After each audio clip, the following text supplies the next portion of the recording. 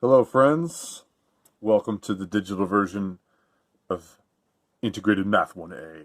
All right, we got week 4, the last week in this learning period, which means that if you stayed on pace, you could finish all the week's work and all the other 3 weeks' work. The whole packet can be delivered to me. If not, I will accept it next week. No worries. But best of luck finishing it this week. There is a test at the end. Do your best on that. Make sure you're using all the material possible for that. Take your time, do your best, and submit when you're ready. Up to next week is perfectly fine. More on that later. For now, let's get into the business here. We got week 4. This is day 15. It says to review multiplication facts. Simplest way to do that is if you have them installed into your brain, voila. But if you do not, let's remember what they look like. Y'all got a table. This is page 51 in your SRGs. Of course, I have charts in my classroom that go up to 20 each side. The way it works, you take any two numbers you're multiplying together, say 6 on the side, and then you say maybe times 8 down the top, and you're going to sort of go down until those two items touch each other almost. 48 is the value pointed to when we're doing 6 times 8. I'm going to angle them a little bit so you can see the numbers that they're 6 times 8, right? So if you don't know this table by heart, that's okay for now. We have this multiplication chart I'd like you to use.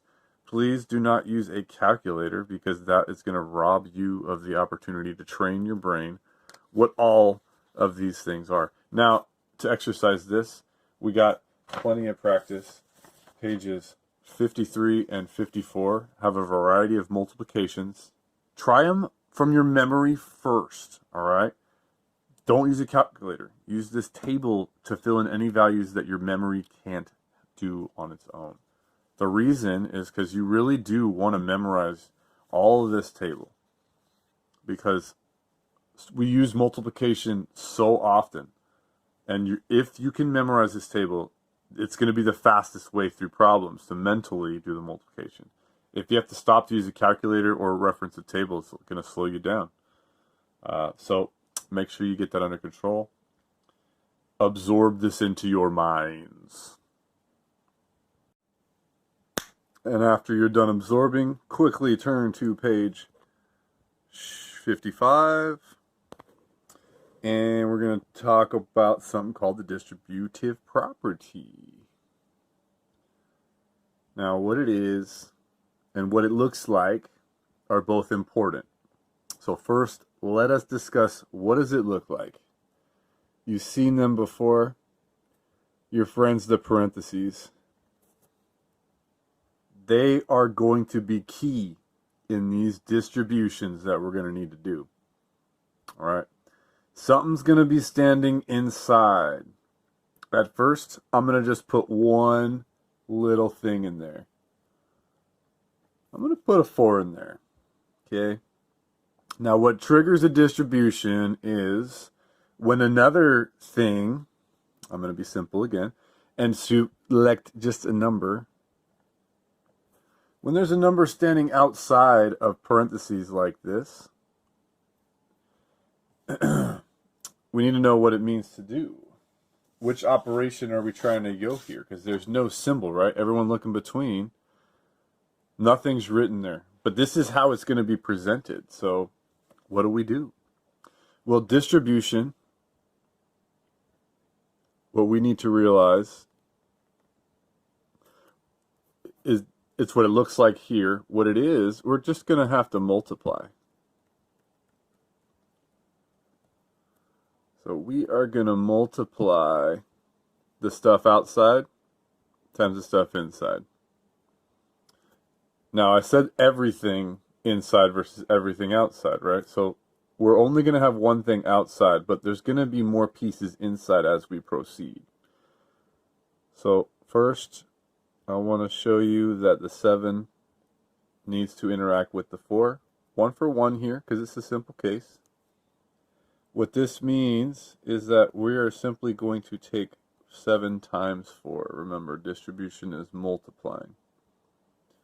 So 7 times 4, we don't know that off of the top of our brains. That's fine. We can find the answer. The way I recommend we do today, and until you have this memorized, really, you're going to grab your 7 and go in, and then grab your 4. Now, it doesn't matter which order you select these. If you select 4 first, select 7 next, boom, that's going to be 28. Now, if you decided to take the 7 up top and the 4 on the left, they also point to the same answer, okay? So the multiplication chart shows us 28 is what we get. Once we knew we had to multiply, that wasn't too bad.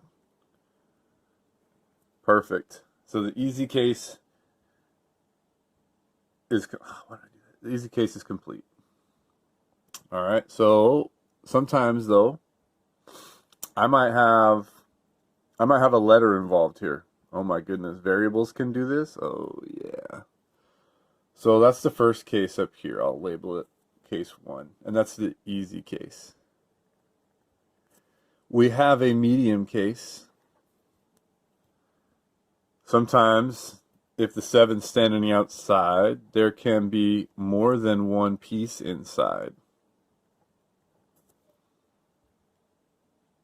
More than one piece, Mr. Bell, what do you mean?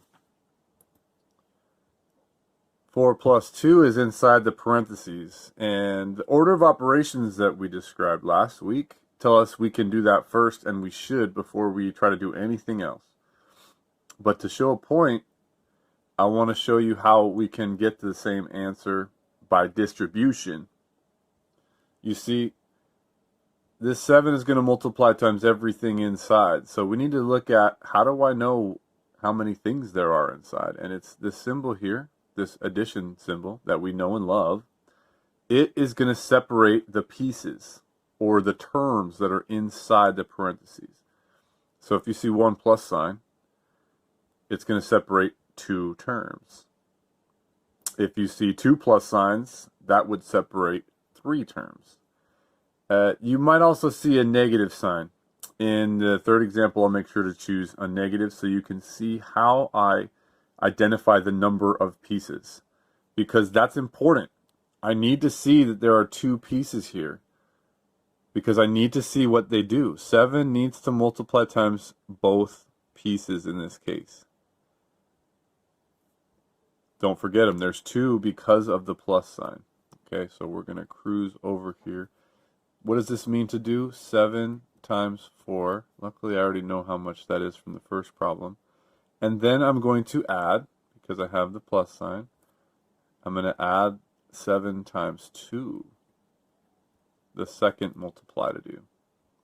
All right, and then below that, we can simplify. 28 is 7 times 4, as we already determined. 7 times 2. Let's have a look. Let's make sure we know how to get it. 7 and 2 pinch to 14, just like 2 and 7 pinch to 14. So multiplication facts, got them. 14 is our value we need. Let's grab that. Add it to our 28, and we're going to get our final, that's going to be 42. Okay, so that's medium.